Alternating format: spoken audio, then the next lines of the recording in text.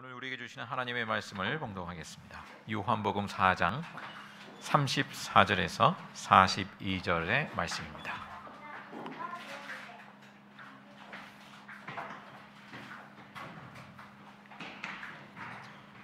요한복음 4장 34절에서 42절의 말씀 교독하겠습니다.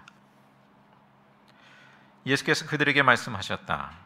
나의 양식은 나를 보내신 분의 뜻을 행하고 그분의 일을 이루는 것이라.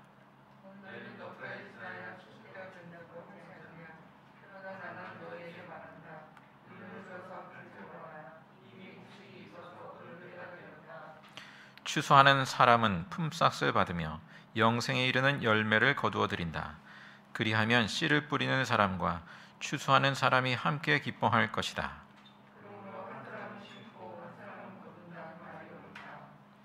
나는 너희를 보내서 너희가 수고하지 않은 것을 거두게 하였다. 수고는 남들이 하였는데 너희는 그들의 수고의 결실에 참여하게 된 것이다.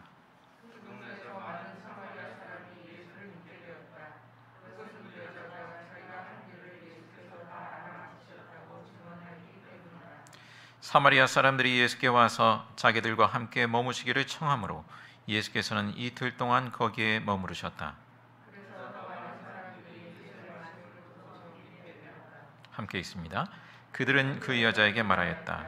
우리가 믿는 것은 이제 당신의 말 때문만은 아니요 우리가 그 말씀을 직접 들어보고 이분이 참으로 세상의 구주이심을 알았기 때문이요.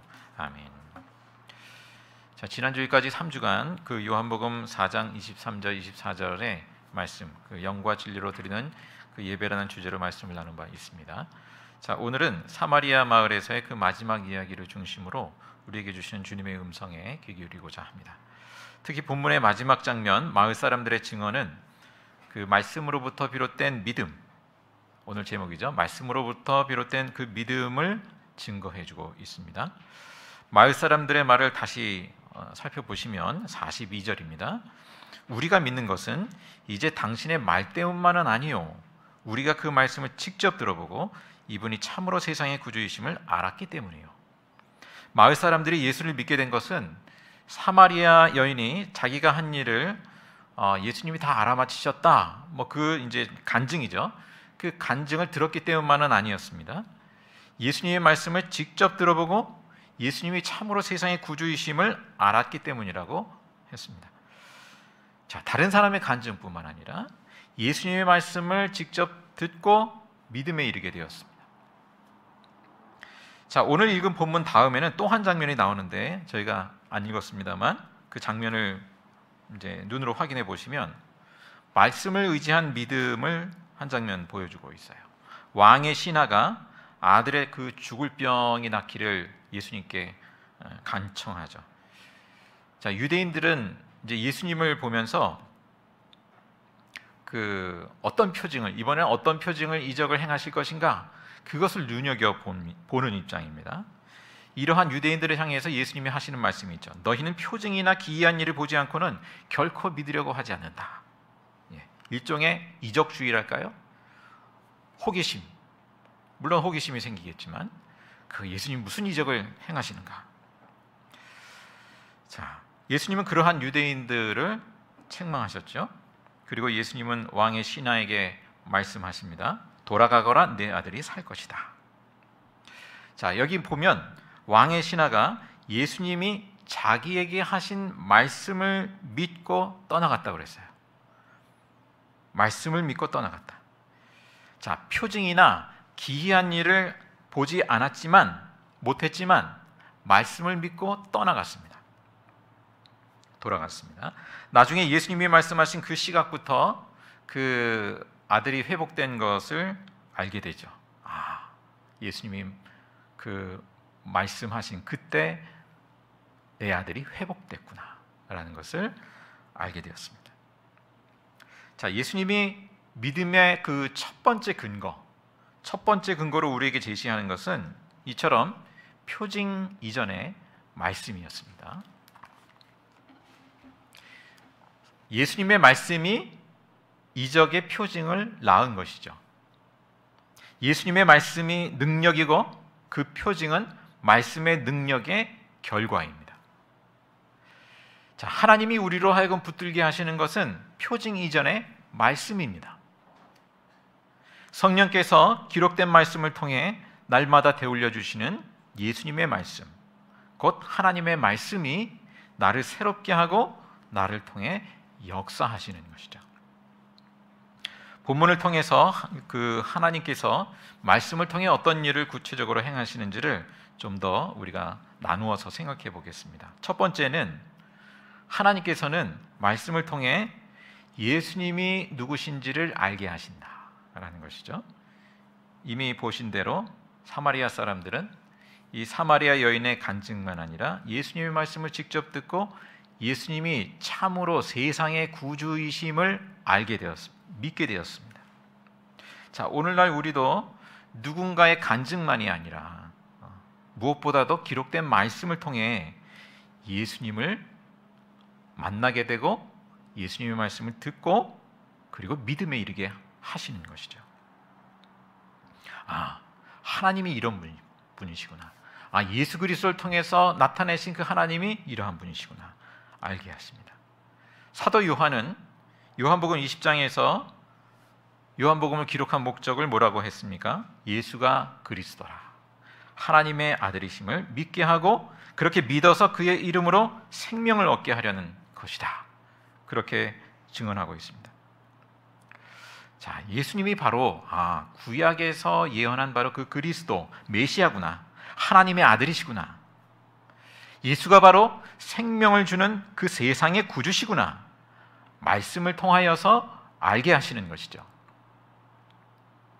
두 번째, 하나님은 말씀을 통해서 나를 보내신 분의 뜻을 알게 하십니다. 오늘 본문 말씀에 예수님이 나의 양식은 나를 보내신 분의 뜻을 행하고 그분의 일을 이루는 것이라 말씀하시죠.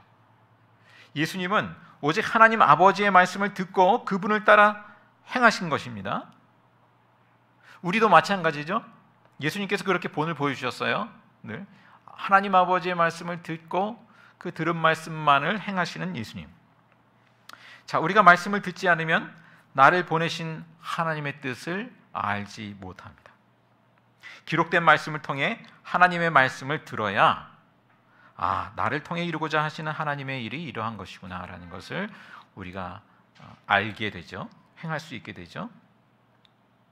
우리가 하나님을 알지 못할 때, 그 말씀을 듣지 않을 때는 당연히 자기의 뜻을 이루고자 하죠. 나의 뜻. 그것은 일반적으로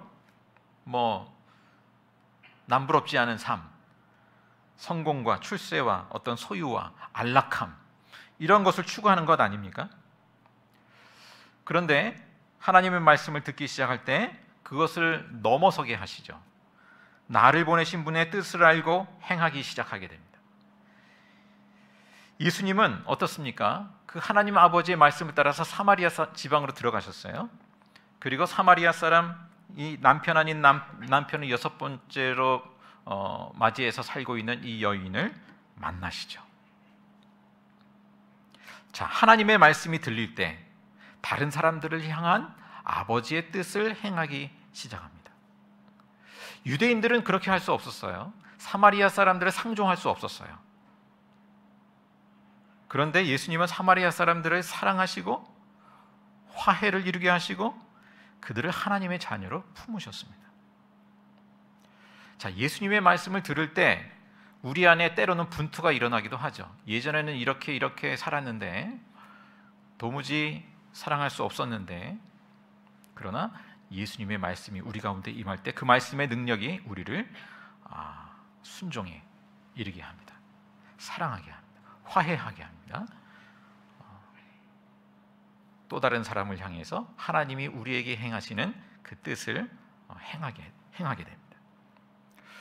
자, 세 번째, 하나님은 말씀을 통해서 영적인 실상을 깨닫게 하시죠. 오늘 본문 말씀에 예수님은 제자들에게 말씀하십니다. 눈을 들어서 밭을 보라. 이미 곡식이 익어서 거둘 때가 되었다. 자, 예수님은 사마리아 사람들에게 그 영적인 추수의 때가 왔음을 보셨습니다. 영적인 추수의 때. 마찬가지로 하나님은 말씀을 통해서 우리로 하여금 영적인 눈을 떠서 분별을 할 수 있게 하시죠. 사람들에게 그 영적인 실상이 어떠한지, 영적인 필요가 무엇인지 그것을 헤아려 보게 하시죠. 우리를 하나님께서 하나님의 형상을 지닌 존재로 지으셨잖아요. 그러니까 하나님과 교제하는 그 영적인 존재로 지으셨죠. 뭐 육체적인 필요도 중요하고 정서적인 필요도 중요하고 또 지성적인 필요도 다 중요한데, 그 모든 것을 포괄하고 넘어서는 그 영적인 필요, 그 하나님과의 그 관계적인 필요, 그것을 우리가 지니고 살아간단 말입니다. 그것이 채워지지 않을 때 우리는 공허함에 빠지고, 그 공허함을 무언가로 이렇게 다른 걸로 채우려고 하게 되죠. 자, 하나님의 말씀은 우리로 하여금 그 영적인 실상을 깨닫게 하시고 그 필요를 보고 채워가게 하십니다. 자, 사마리아 여인은 간증하기를 아까 말씀했듯이 예수님이 자신에 대하여 그 알아맞힌 것에 대해서 간증하잖아요. 자, 그런데 사실은 그것만으로는 어떻습니까? 무당도 어떤 사실을 알아맞히기도 하죠. 무당도. 예수님의 정체를 가장 먼저 알아본 존재가 성경에 보면 귀신이에요. 귀신 들린 사람이 알아맞히죠. 그야말로 귀신같이 알아맞힙니다. 그러나 귀신의 분별력은 반대로 작용해요. 사람을 자유케 하는 것이 아니라 속박을 하게 되죠. 예수님께로 인도하는 것이 아니라 멀어지게 하죠.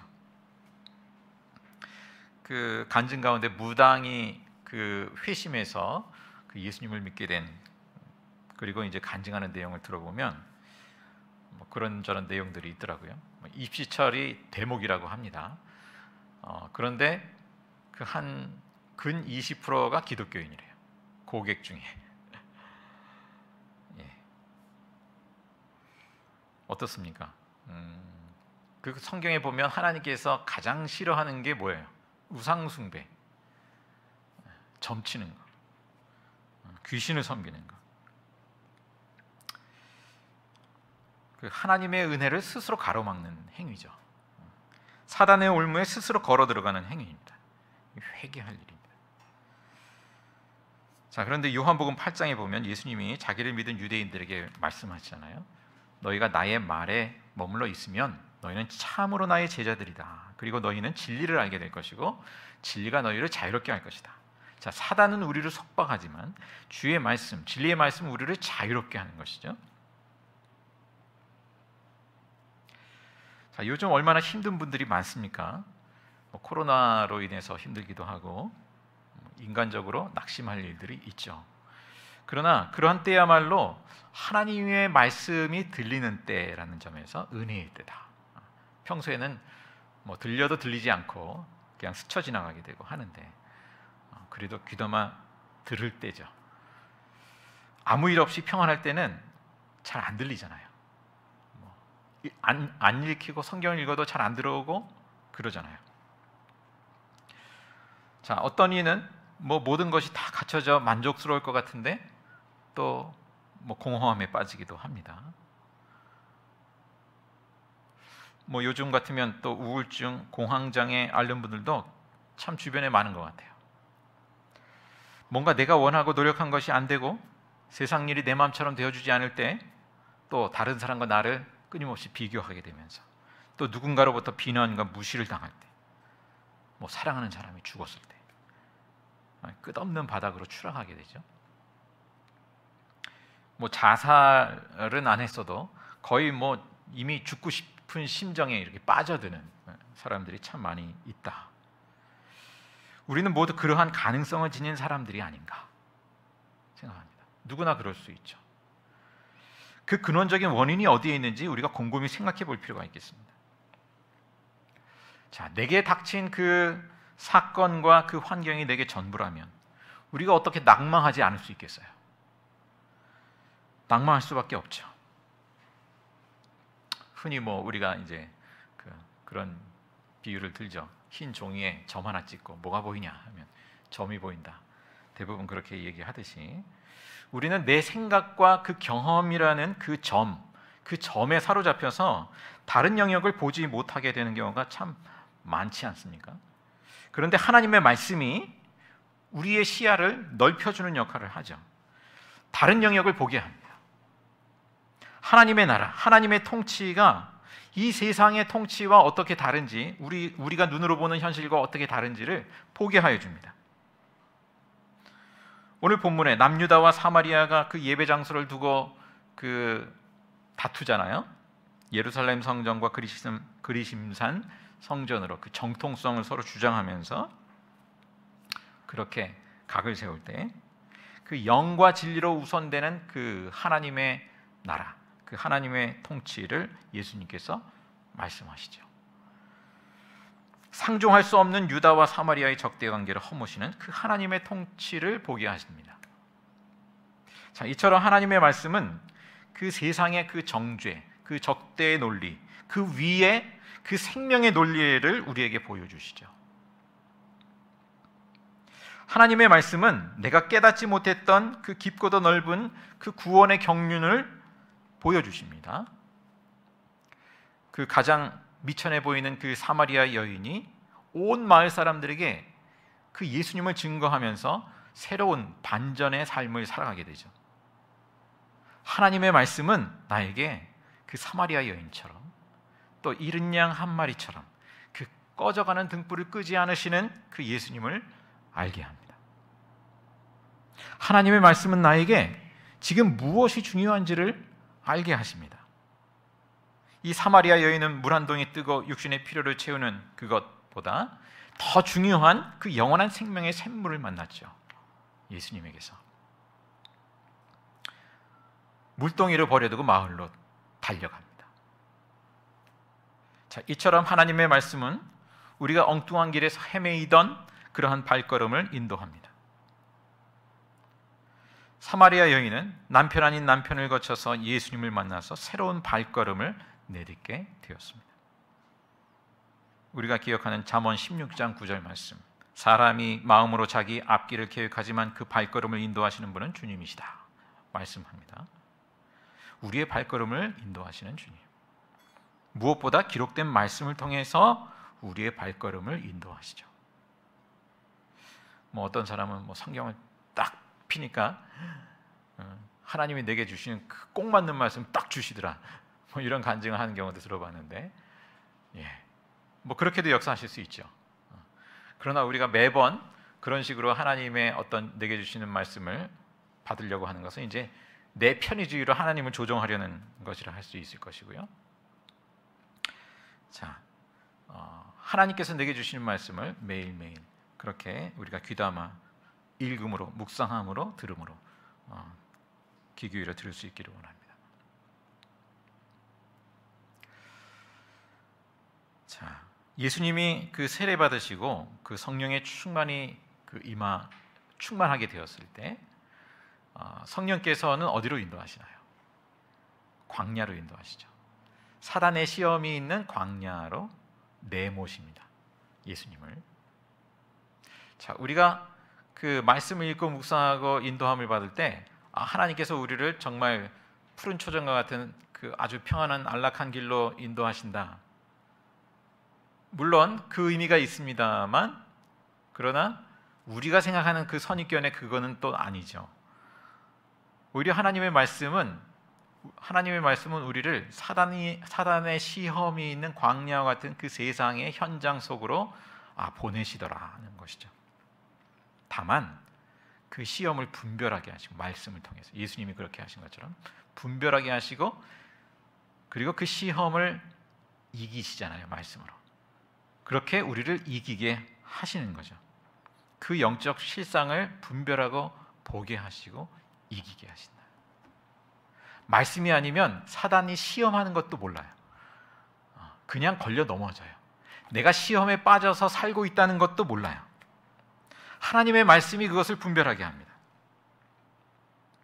자, 하나님의 말씀은 우리의 영적 시야를 그렇게 열어주셔서 그 세상의 실패와 절망이라고 규정하는 것을 오히려 다르게 보게 합니다. 그 실패와 절망의 그 십자가를 가장 위대한 승리의 현장으로 만드시는 하나님을 보게 하십니다. 자, 하나님의 말씀이 우리의 눈을 열어주시죠. 네 번째, 하나님은 그 말씀을 통해서 우리의 기도를 인도하십니다. 말씀에서 기도가 나오는 것이죠. 말씀을 통해 기도의 길을 찾아가게 됩니다. 우리가 말씀에서 비롯되지 않은 기도는 어떻습니까? 전 세계의 그 어느 종교에서나 하는 기도와 하등 다르지 않아요. 비나이다, 비나이다. 내 자녀가 잘 되게 해주시고, 건강하게 해주시고, 안정된 삶을 살게 해주시고, 다 거기서 거기에요. 똑같아요. 하나님의 말씀에서 비롯되지 않은 기도는 그냥 우리가 예수 믿기 전에 기도하는 것과 대동소이합니다. 자, 사마리아 사람들이 이 사마리아 여인의 간증만 듣고 예수님의 말씀을 듣지 않았다면 그들의 기도는 바뀌지 않았을 것입니다. 이 왕의 신하가 아들이 죽을 병에서 나음을 얻는 그러한 이적을 경험하였지만 그것만으로 그의 기도가 바뀔 수 있을까요? 그들이 예수님의 말씀에 믿음으로 반응한 것처럼 하나님이 말씀으로 우리의 영적 시야를 열어주셔서 우리의 기도를 세상의 그 구주이신 그 예수님의 말씀으로부터 비롯된 그 기도로 바꾸어 주시는 것이죠. 자, 오늘 우리가 이제 성탄절을 지나고 한 해를 마무리하는 시점에 왔습니다. 또 새해를 바라보고 있습니다. 우리가 무엇보다 그 말씀을 붙들고 말씀을 귀 기울여 듣고자 하고 그 말씀으로 인도받는 삶, 말씀으로부터 비롯된 기도의 삶이 될 수 있기를 간절히 바랍니다. 성령께서 우리를 그 진리의 말씀으로 인도해 주시고 또 그 말씀의 풍성함을 누리게 하시기를 간절히 바랍니다. 기도하겠습니다. 사랑의 주 하나님, 오늘도 저희에게 생명의 말씀을 주시니 감사합니다. 주의 말씀을 읽고 듣고 묵상하며 주님께서 열어 보이시는 그 하나님의 세계를, 하나님의 나라를 보게 하시고 온전히 말씀의 길을 따라 믿음의 발걸음을 날마다 내딛게 하여 주옵소서. 이제까지 은혜 베푸신 주님, 이후의 삶을 하나님의 말씀으로, 오직 하나님의 말씀으로 살아가며 저희의 시간과 인생을 오직 하나님의 말씀으로 채워가게 하여 주옵소서. 감사드렸고 예수님의 이름으로 기도하옵나이다.